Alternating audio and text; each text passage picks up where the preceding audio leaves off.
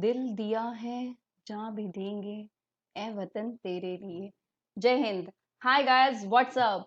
Happy independence day पहले तो आप सबको। आज भारत का 15 अगस्त है जो हम स्वतंत्र दिवस मनाते हैं। आप सबको शुभकामनाएं सिंपल पेपर के टीम से।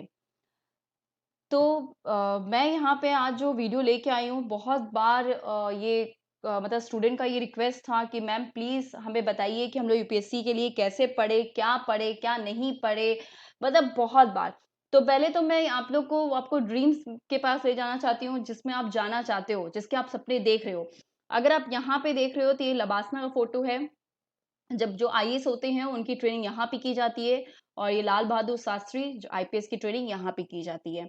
तो यहाँ मैं आज आपको बताऊंगी कि आप किस तरह से प्रिपरेशंस कर सकते हो यूपीएससी की, और क्या-क्या क्वेश्चंस जो आपके दिमाग में आते हैं या जो बच्चे मुझसे पूछते हैं वो सारा चीज मैं आपको बताऊंगी।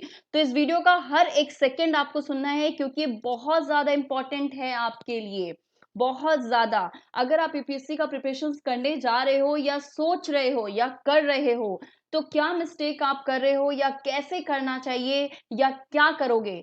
तो चलिए इसको स्टार्ट करते हैं। एंड आई होप कि आप लोग के लिए अब इजी हो जाएगा ये सोचना कि कैसे प्रिपरेशंस करें। तो यहाँ पे देखिए, कुछ मैं मिथ के बारे में डिस्कस करूंगी। मिथ का मतलब होता है कि बहुत बार जो चीज ट्रुथ नहीं है, सही नहीं है, लेकिन उसको हम सुनते हैं। जैसे पहला यहाँ पे क्वेश्चन बच्चे पूछते हैं, दे से IAS exam is the mother of all exam. IAS का जो एग्जाम होता है वो सारे एग्जाम की मम्मी है, मदर है। क्या इज इट? तो मेरा जवाब यहाँ पे देखिए होगा wrong. This is just another exam. The mother of all exam is life. You can afford to fail in IAS, but not in life. So take IAS preparation as a phase in life, not as your life. Simply मतलब क्या है कि IAS का जो exam होता है वो सिर्फ एक एग्जाम की तरह देखिए। जिस तरह बाकी एग्जाम देते हो, चाहे एसएससी हो, बैंक पीओ हो, क्लर्क हो, एमटीएस हो, जितने भी आप एग्जाम देते हो, उसी की तरह आईएएस भी सिंपली एक एग्जाम है, उससे ज्यादा कुछ नहीं है।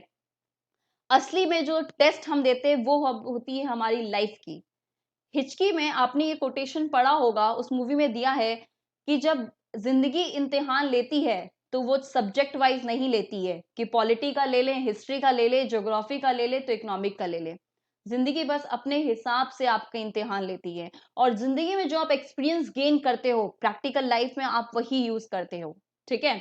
तो यहाँ पे आईएएस एग्जाम सिर्फ एग्जाम है, इसको यहाँ पे बोलना कि ये पूरे एग्जामों की मम्मी है या पापा है, तो ये गलत है। ठीक है। चलो नेक्स्ट क्या है। One topper in an interview said that you study 20 hours every day for 365 days. Is it true? एक टॉपर ने कहा आपको ये कि वो लोग क्या करते हैं, वो 20 डेज मतलब कि 20 आवर्स, 20 आवर्स वो स्टडी की है 365 डेज तक। तो क्या ये ट्रू है? मैं आपको सिर्फ ये बोलूंगी, मे बी ही और she suffered from insomnia.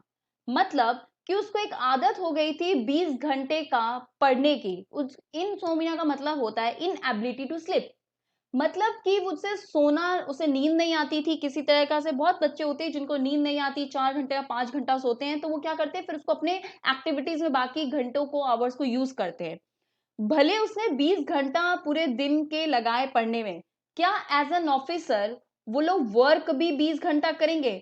Even now she or will be working for 20 hours a day as an officer. जब वो आईएएस आईपीएस या कोई भी ऑफिसर बनते हैं तो क्या 20 घंटा काम करते हैं? नहीं।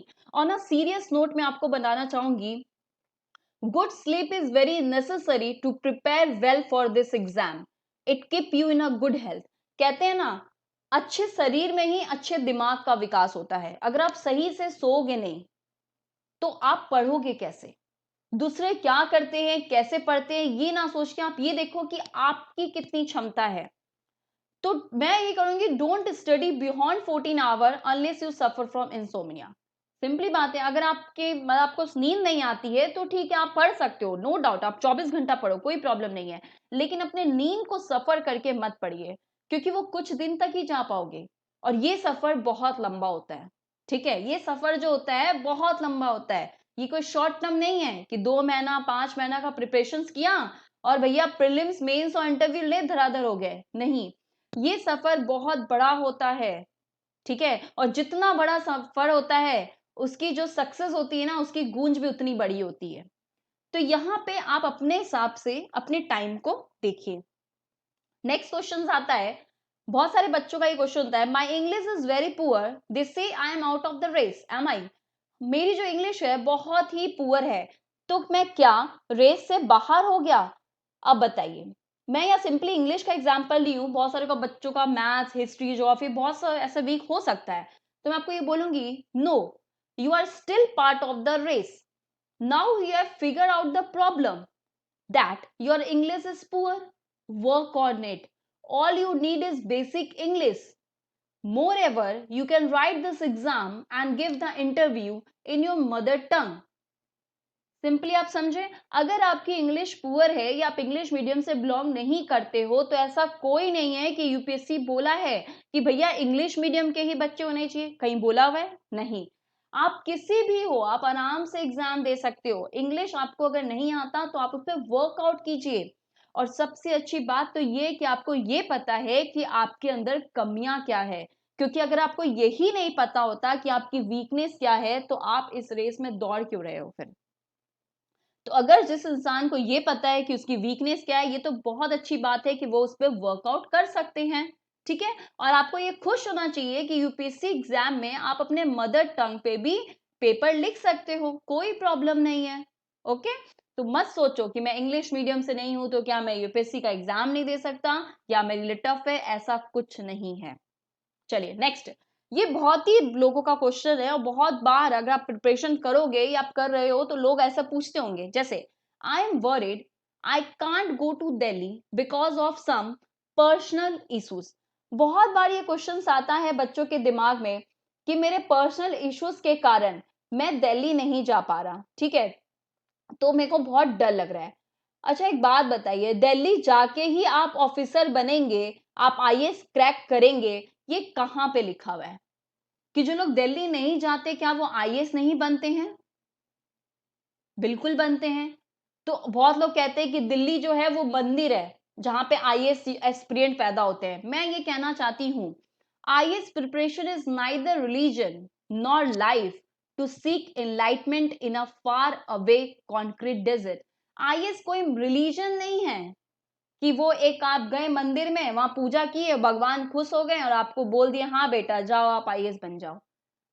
आईएएस के लिए एक ड्यूटी है, यूपीएससी पढ़ना भी आपकी ड्यूटी है, क्योंकि यूपीएससी को यूनियन पब्लिक सर्विस कमीशन, जब आप आईएएस बन जाओ या जितने भी ऊंचे अधिकारी बन जाओ, आपको सर्वेंट ऑफ द नेशन बोला जाता है, ठीक है। ये जॉब नहीं है, यूपीएससी कोई जॉब नहीं कर रहे हो, आप ड्यूटी कर रहे हो अपने नेशन के लिए, आपकी कर्तव्य है अपने नेशन के लिए, आप अपने नेशन के लिए कर रहे हो, नेशन के लोगों के लिए कर रहे हो। तो आप कहीं से भी आप पढ़ सकते हो, अगर आप दिल्ली नहीं भी गए इट डजेंट मैटर, अगर बंदे में कैपेबिलिटी है तो वो कहीं भी बैठ के पढ़ सकता है।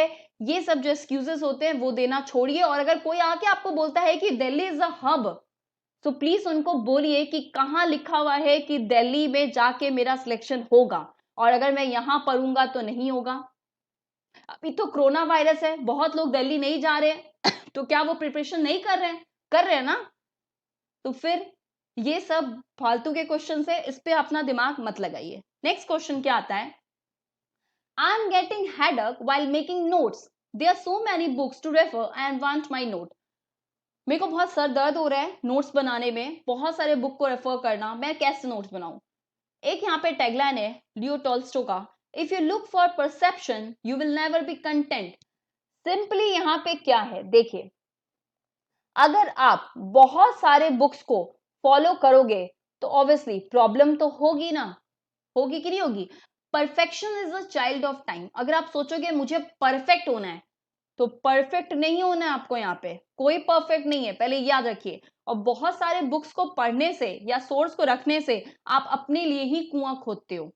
हमेशा याद रखो, एक या दो सोर्स ही अपने पास रखो और उसी से नोट्स बनाओ, और उसी सोर्स को बार बार पढ़ो। अगर आपने एक बुक को, फॉर एग्जाम्पल मान लीजिए पॉलिटी का एक लक्ष्मीकांत बुक है, अगर लक्ष्मीकांत की बुक को आपने 10 बार पढ़ा है तो जितने भी आपके पास नोट्स है उससे अच्छा है कि आपने उस बुक को पढ़ा है, क्योंकि उस बुक की हर एक चीज आपको याद है। तो फिर आप 50 बार नोट्स क्यों पढ़ोगे? तो हमेशा देखिए, ज्यादा नोट्स या ज्यादा बुक रेफर करने से कोई फायदा नहीं होता है। कोई एक बुक उठाइए और उसको अच्छे से पढ़िए, क्योंकि जितने बुक्स आप लोगे, जितने नोट्स लोगे, उतना ही गड्ढा आप अपने लिए खोदोगे, क्योंकि एट द एंड आप इतने कंफ्यूज हो जाओगे कि क्या पढ़े या क्या नहीं पढ़े। ठीक है, तो नेक्स्ट क्वेश्चन को देखते हैं। नेक्स्ट क्वेश्चन बहुत अच्छा क्वेश्चन है। यहां पे पूछा है, दे से IAS is the best job on earth, is it? IAS जो है वो पूरी दुनिया में सबसे बेस्ट जॉब है। अच्छा, क्या लगता है आप लोग ऐसा? चलिए मेरा आंसर सुनिए क्या है। Well I thought becoming the president of US was the best thing on earth. मुझे तो ऐसा लगता है कि अगर हम यूएस के प्रेसिडेंट बन जाए, राष्ट्रपति बन जाए, मतलब मुझे डोनाल्ड ट्रंप का अगर जगह मिल जाए तो ये बेस्ट थिंग अर्थ में। एनीवे, मैं मजाक कर रही हूँ आपके संग, बिल्कुल गलत बात है। आईएस्ट बेस्ट जॉब अर्थ में नहीं है। अगर आपको ऐसा लगता है कि आईएस्ट बेस्ट जॉब है अर्थ में, तो please go and read the articles regarding Durga शक्ति नागपाल। तो आपको पता चल जाएगा कि आईएएस बेस्ट जॉब है कि नहीं। बहुत सारे ऐसे लोग हैं जिन्होंने आईएएस क्लियर करके भी आईएएस को छोड़ा है। अगर आईएएस बेस्ट जॉब होती तो वो आईएएस का जॉब क्यों छोड़ते? क्यों वो रिटायर, मतलब वॉलेंट्री रिटायरमेंट ले लेते हैं, या बहुत जन जॉब छोड़ देते, क्यों छोड़ते हैं? तो बेस्ट जॉब अगर दुनिया में समझना है तो जान लीजिए, बेस्ट जॉब होता है इंसानियत, ह्यूमन। कहते हैं ना कि इंसान हर घर में मिलता है, लेकिन इंसानियत कहीं कहीं पे होती है। तो अगर अच्छा जॉब आपको खोजना है तो आप इंसानियत को खोजो। ठीक है, इंसानियत रखिए, वही सबसे बेस्ट जॉब है। कहीं नहीं बोला गया है कि एक अच्छा इंसान या अच्छा इंसानियत जिसके पास होती है वो आईएएस ही बने। इंसान जितने होते हैं उन सबके अंदर इंसानियत हो सकती है। तो प्लीज, अच्छे जॉब मतलब होता है इंसानियत। ठीक है, नेक्स्ट यहाँ पे आता है, some say this exam is like a vast ocean and questions are asked from outside the syllabus, even from the extra territorial source, is it? कुछ लोग कहते हैं, आपको मिले ही होंगे, और बहुत लोग कहते होंगे कि यूपीसी तो अथाह है, समुद्र है, समुद्र है। मैं एक बात बताऊं, समुद्र का क्या अंत नहीं होता है? कौन सी ऐसी चीज है जो लिमिटेड नहीं होती है? इकोनॉमिक के स्टूडेंट है, हमें हमेशा पढ़ाया जाता है limited resources with unlimited ones. Human की, इंसान एक ऐसा है जिसकी इच्छाएं अनलिमिटेड है, लेकिन सारे रिसोर्स लिमिटेड है। इसका मतलब जो है, सब चीज लिमिटेड है। अगर आपने अपनी इच्छाएं बना ली हैं कि मुझे चाहिए, तो वो चाहिए, क्योंकि आपकी इच्छाएं जो हैं वो तभी सेटिस्फाई हो पाएंगी जब आपको वो चीज मिलेगा। तो अगेन ये रॉन्ग है कि यूपीएससी का कोई सिलेबस नहीं है। यूपीएससी ने मैंडेटरी एक सिलेबस बनाया है, पर ये होता है कि हम वो सिलेबस नहीं पढ़ते हैं, हम बस वीडियोस देख लेते हैं या आसपास अपने देख लेते हैं कि कौन क्या पढ़ रहा है, बस पढ़ रहे हैं। जब भी आप किसी भी एग्जाम का प्रिपरेशन करते हो तो प्लीज सिलेबस देखो। बच्चे जब हम छोटे थे तो हम एग्जाम के प्रिपरेशन के पहले सिलेबस देखते थे, या जब एक नर्सरी केजी में थे तो मम्मी सिलेबस देखती थी ना कि ए से जेड तक आएगा, फिर पिछले 1 2 आएगा। तो सिलेबस बहुत इंपॉर्टेंट है, और यूपीएससी का भी कोई लिमिट है। ऐसा नहीं है कि वो आउटसाइड आपसे कुछ भी पूछ लेगा, ऐसा नहीं है, उसकी सिलेबस है। और मैं हमेशा कहूंगी कि अगर आप प्रिपरेशन कर रहे हो तो आपको सिलेबस याद होना चाहिए। अब याद होने का मतलब ये नहीं कि आप सिलेबस को रटने बैठ जाओ। याद होने का मतलब है कि आप सिलेबस अपने पास हमेशा रखिए। जब भी आप कुछ पढ़ रहे हो तो सिलेबस रखिए कि ये टॉपिक से क्या क्या है, इस टॉपिक कहाँ कहाँ में क्या क्या पढ़ना है। ठीक है, नेक्स्ट क्वेश्चन आता है, बहुत इंपॉर्टेंट क्वेश्चन है। Right age to start IAS preparation. IAS की प्रिपरेशन करने के लिए सही एज क्या होता है? मैं आपको ये बताना चाहूंगी कि एज एक नंबर है। ठीक है, आई डोंट नो, शायद इंडिया में इसे एज को एक हमारी लाइफ के संग ऐसे जोड़ दिया जाता है कि इतने एज में ये करना है, इतने एज में ये करना है। मतलब 21 साल के हो गए तो शादी कर दो, 25 साल में फैमिली बसा लो, मतलब ये हो गया 45 में रिटायर हो जाओ। ये एज एक नंबर है। ऐसे बहुत सारे लोग हैं जिन्होंने एज को नंबर मान के आगे बहुत कुछ किया है, अपने एज के बियॉन्ड जाके कुछ किया है। तो ये कोई नहीं आपको बता सकता कि राइट एज क्या है प्रिपरेशन करने का। हाँ, ये है कि आप ये देखिए कि आपके पास कितने चांस है। बहुत सारे बच्चे आफ्टर क्लास 10 भी प्रिपरेशन करते हैं, कुछ क्लास 12 के बाद भी करते हैं, कुछ 21 ईयर्स के बाद करते हैं। आईएएस का एग्जाम आप तभी दे पाओगे जब आप एक ग्रेजुएट हो। ठीक है, लेकिन प्रिपरेशन कब से करना है? आप किसी भी एज में कर सकते हो, 16 साल में भी कर सकते हो, 18 साल से भी स्टार्ट कर सकते हो, 21 साल से भी कर सकते हो। मैक्सिमम देखा जाता है कि बच्चे ग्रेजुएशन के बाद स्टार्ट करते हैं, लेकिन जो मैं क्लास 10 का बात करती हूँ उनका देखिए, ये बहुत कम ऐसे बच्चे होते हैं, या तो उनके फैमिली में कोई ऐसे ऑफिसर्स में वो जन्म लिए हैं, बॉर्न हुए कि वो चीज को देखते हैं तो वो एडप्ट कर लेते हैं कि नहीं मुझे भी ऐसी ही लाइफस्टाइल चाहिए। तो उनका एक बचपन से सपना होता है। या यूपी बिहार में ऐसा क्यों इसका होता है मैं बोलती हूँ, क्योंकि वहां के आसपास के देखते हैं ना, बाबू साहब है, डीएम है, तो ये बच्चों के दिमाग में घूमता है, तो बच्चे स्टार्ट करते हैं कि नहीं मुझे वही बनना है। तो वो एक एक्सेप्शनल केस हो गया। लेकिन अगर मैं खुद बोलूंगी कि एज अ स्टूडेंट अगर आपने मन बना लिया तो क्लास 12 के बाद आप प्रिपरेशन कर सकते हो किसी भी एग्जाम का। ऐसे आज बहुत सारे गवर्नमेंट एग्जाम है जो आप क्लास 12 के पास बैठ सकते हो, लेकिन बहुत सारे लोगों को पता ही नहीं होता है। अब पता कैसे होगा? पता तो तभी होगा ना जब आप पढ़ोगे, देखोगे। आफ्टर क्लास 12 हम सिर्फ ये देखने में रहते हैं कि अच्छा मैं कॉमर्स स्ट्रीम का हूं तो मुझे कहाँ जाना है, साइंस स्ट्रीम का हूं तो क्या करना है। क्यों? अब ये सोचो कि फ्यूचर में क्या करना है। ठीक है, चलो। तो यहाँ जो कुछ क्वेश्चंस थे वो मैंने आपको बताया जो बच्चों के दिमाग में हमेशा घूमते हैं। और भी अगर कोई क्वेश्चन है तो आप कमेंट सेशन में सिंपल पेपर के पूछेगा, आपको मैं जरूर उसका आंसर दूंगी। अब यहाँ पे मैं ला रही हूँ important point when you start preparing for UPSC. अगर आप प्रिपरेशन करना चाहते हो यूपीएससी का, तो क्या क्या चीज आपको दिमाग में रखना बहुत जरूरी है, या आप कर रहे हो तो क्या करोगे। देखो, पहला चीज आता है यहाँ पे, prepare yourself. Prepare yourself का मतलब है, ध्यान से सुनिएगा, before trying to understand how to start preparing for UPSC at home, you should prepare yourself for the journey. मैं आपको एक चीज बोल देती हूँ, अगर आपने सोचा है कि आपको यूपीएससी पढ़ना है, तो उससे पहले आप ये सोच लीजिए कि यूपीएससी कोई एग्जाम नहीं है, ये एक जर्नी है। जर्नी का मतलब होता है जब हम कोई जर्नी करते हैं तो उसके जाना आना हर चीज को एंजॉय करते हैं। तो इसकी स्टार्टिंग से लेकर डेस्टिनेशन तक के बीच में जो आपके ये जो जो जर्नी होगी, उसके लिए क्या आप प्रिपेयर हो? क्योंकि before starting your preparation you should prepare mentally and physically for the examination. Mental और फिजिकल दोनों तरह से आपको इस एग्जाम के लिए प्रिपेयर होना पड़ेगा। आपको एक गोल तय करना पड़ेगा, एक एम रखना पड़ेगा, लक्ष्य रखना पड़ेगा, डिवोट करना पड़ेगा खुद को।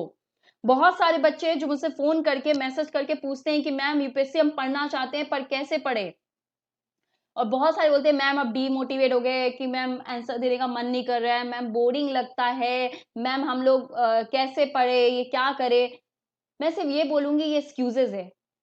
अगर सच में जिस बंदे को भूख होगी ना एग्जाम का, वो बंदा क्रैक करेगा। उसको ना वो सब्जेक्ट बोरिंग लगेगा ना उसको खराब लगेगा, और वो तय करेगा कि नहीं जब तक मैं उसको नहीं पा लेता तब तक मैं डट लूंगा। बहुत सारे प्रॉब्लम्स लाइफ में आते हैं। आप खाना छोड़ते हो, पीना छोड़ते हो, फिर आप एग्जाम क्यों नहीं देते, पढ़ते क्यों नहीं हो, बोरिंग क्यों लगता है आपको? ये एक जर्नी है, इसको जर्नी की तरह लीजिए और इसको एंजॉय कीजिए। फिर आप कोई भी एग्जाम दोगे ना तो अच्छे से दे पाओगे। ठीक है। नेक्स्ट यहाँ पे आता है मेक अ टाइम टेबल। अब टाइम टेबल का मतलब मैं आपको ये नहीं कह रही एक टाइम टेबल बना लो और टेबल पे लगा दो। मैं आपको कह रही हूँ एक फॉर्मेट, एक वेल ऑर्गेनाइज्ड फॉर्मेट बनाओ डेली रूटीन का, कि भैया डेली मैं कौन सा सब्जेक्ट पढ़ूंगा, कितना टाइम दूंगा, कैसे पढ़ूंगा, ये बनाइए। क्योंकि अगर एक टाइम नहीं होगा, एक डिसिप्लिन नहीं होगा, एक मैनेजमेंट नहीं होगा, तो आप कभी अपने गोल को नहीं कर सकते। मैनेजमेंट जितने कॉमर्स स्टूडेंट हैं उनको पता है कि जब मैनेजर जो होता है उसका बहुत होता है प्लानिंग, ऑर्गेनाइजिंग, स्टाफिंग। ये सब चीज आप पढ़े होंगे कि एक मैनेजर एक कंपनी एक घर को भी मैनेज करने के लिए सबसे पहले लगता है प्लानिंग। इवन पूरे देश को मैनेज करने के लिए प्लानिंग लगता है, तभी जो बजट बनता है प्लानिंग होता है ना। नीति आयोग आया ना प्लानिंग कमीशन को हटा के, तो प्लानिंग किया जाता है। विदाउट प्लानिंग आप अपने गोल को कभी अचीव कर ही नहीं सकते हो। तो प्लानिंग बनाओ कि कैसे पढ़ना है, क्या पढ़ना है, कब पढ़ना है, और कितना टाइम देना है, और कितने टाइम में सिलेबस कंप्लीट होगा। ओके। नंबर थर्ड पॉइंट है नो द यूपीएससी सिलेबस। बहुत सारे बच्चे को तो यूपीएससी का सिलेबस नहीं पता है, वो जा रहे प्रीलिम्स एग्जाम के लिए। मैं आपको बोल दे रही हूँ, the syllabus is the soul of any exam. Knowing the syllabus is the foremost thing to do before you go through the books. Syllabus जो है वो आत्मा एग्जाम की। अब बिना आत्मा को जाने कैसे परमात्मा तक पहुंचोगे? तो आत्मा को जानना जरूरी है। अगर आप अपने आत्मा को नहीं जानते तो परमात्मा के संग लिंक नहीं हो सकता। तो यूपीएससी अगर परमात्मा है तो यूपीएससी को जानने के लिए उस आत्मा को जानना है, मतलब सिलेबस को पढ़ना है। और किसी भी एग्जाम के लिए सिलेबस पढ़ना बहुत जरूरी है। पहले उस बुक के, आप उस बुक को खोल रहे हो, अब बुक आपने पढ़ लिया और उसमें बहुत सारे ऐसे टॉपिक होंगे जो आपके एग्जाम के लिए इंपॉर्टेंट नहीं है, तो आप क्यों टाइम वेस्ट कर रहे हो? सबसे इंपॉर्टेंट चीज है एग्जाम में टाइम मैनेजमेंट करना, सो क्यों इसको वेस्ट करना है इस चीज को? Next, newspaper reading current affairs for IAS. ठीक है, कोई भी एग्जाम दो आप, न्यूज़पेपर बहुत इंपॉर्टेंट। आज के किसी भी एग्जाम के लिए करंट अफेयर्स का जो एक स्टैंडर्ड है, जो वेटेज है, वो सारे एग्जाम में बहुत ज्यादा है। सो मैं आपको हमेशा बोलूंगी कि newspaper are the most important aspect of the IAS exam, या कोई भी एग्जाम के लिए। If you do not read the daily newspaper or follow the daily news for the IAS exam, you cannot hope to clear this exam. अगर आप कभी भी newspaper नहीं पढ़ रहे हो, करंट अफेयर्स नहीं दे रहे हो, नहीं पढ़ रहे हो, एक्सक्यूजेस कर रहे हो कि आज नहीं, कल करेंगे, कल नहीं, परसों करेंगे, तो भूल जाओ इस एग्जाम को, भूल जाओ। नहीं हो सकता, कोई एग्जाम आपसे क्लियर नहीं हो सकता, नॉट इवन क्लर्क। अगर एग्जाम निकालना है तो करंट अफेयर्स को उसी तरह से पढ़ना होगा जिस तरह से खाना खाते हो।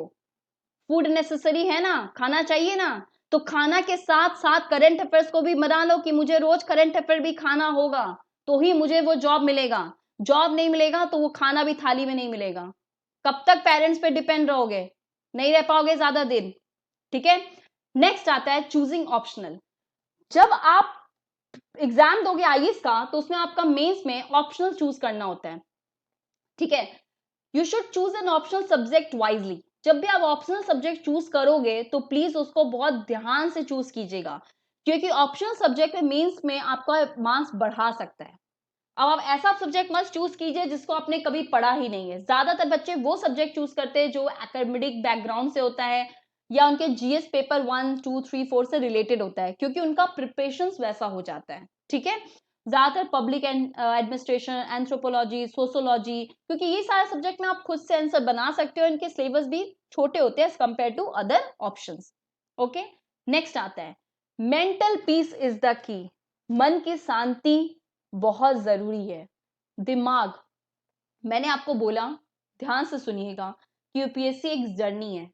ठीक है, आज आप यूपीएससी का, बहुत सारे बच्चों को मैंने देखा है कि यूपीएससी जोश जोश में स्टार्ट तो कर लेते हैं, लेकिन उसको सस्टेन करना या उसमें कंसिस्टेंसी बनाना, ये सबके बस की बात नहीं होती।